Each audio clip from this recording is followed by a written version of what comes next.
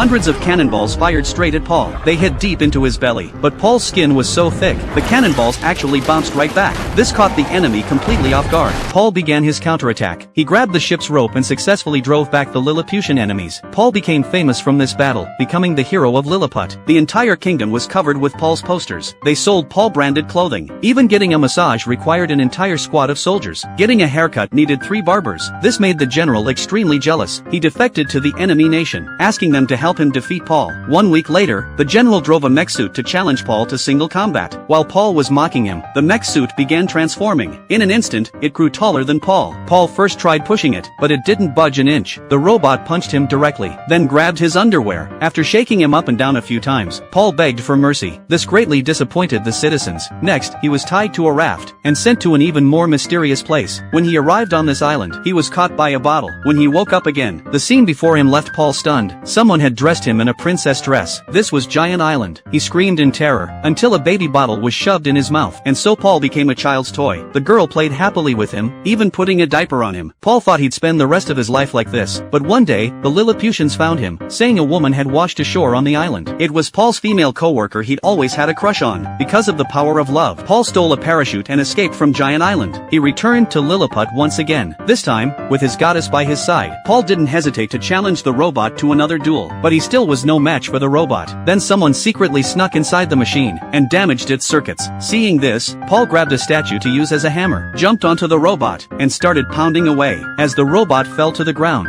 Paul won the victory, overthrowing the general's evil rule.